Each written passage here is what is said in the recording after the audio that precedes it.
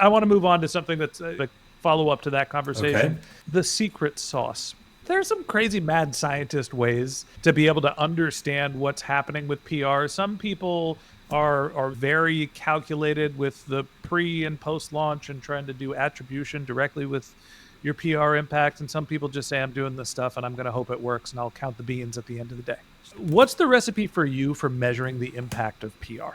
Excellent question. The secret sauce is actually, to me, a blend of sauces. It's blending people who like their ketchup blended with their mayo for their fries. We do ranch and we call it cranch. Kids love it.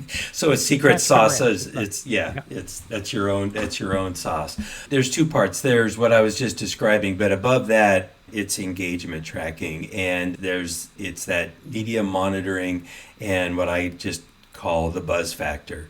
Are you able to get some buzz? Are you building relationships with journalists?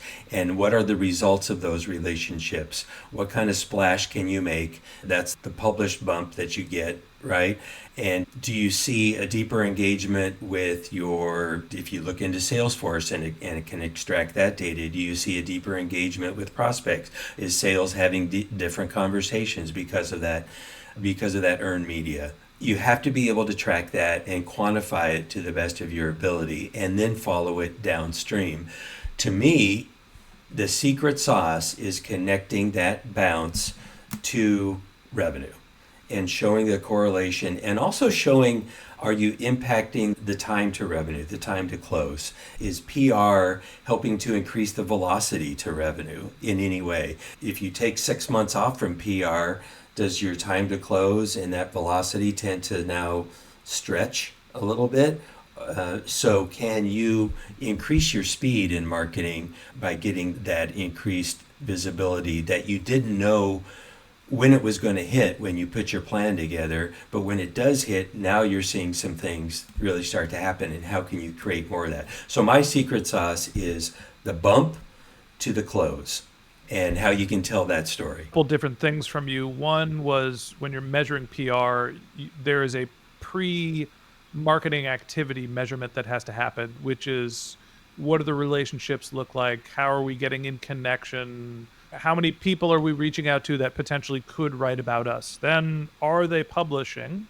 Great. There's one conversion rate from Hmm. contacts to publishing. And now you're looking at, all right, when it was published, when did it get published? Can we figure out some sort of way to attribute the effect of PR to individual leads and then track them over time? And since this is secret sauce, we're going to actually change it to what's the recipe. But the reason why I want to do that is you're like, all right, you attribute that somebody saw our press release and they saw this news story that a journalist wrote about us. And we put that little flag in our CRM in Salesforce and it says this was a PR effective lead. Now all we have to do is see if they buy something. Well, there's a proofing period, to use a bread metaphor, right? You mix all the stuff together and then you have to let it rise before you put it in the oven. Talk to me Yes. about the time frame, because I think that's one of the most misunderstood things about PR is it's an incredibly effective demand generation tool. You're just reaching a bunch of people that aren't necessarily in market right now and you have to wait 6 months or a year for them to convert.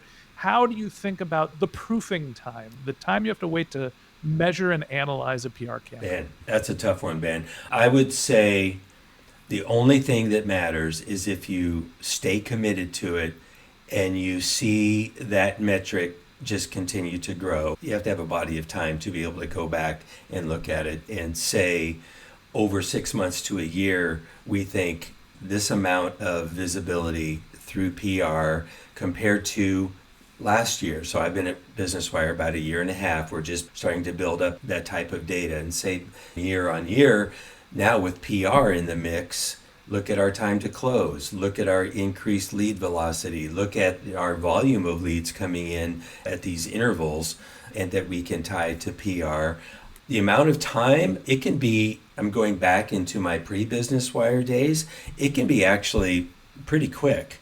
It depends on, are you selling a service that is typically a longer sales cycle, or are you selling a more transactional type of effect? In a past life, I was able to see an uptick in conversions and converted sales in 6 weeks or less. I think in a more professional services environment, yeah, it's going to be measured in months, but are you going up and to the right as you continue in that time to close metric as you continue a consistent PR program? How can you measure that on a consistent basis and say it's increasing the more we increase our visibility in market?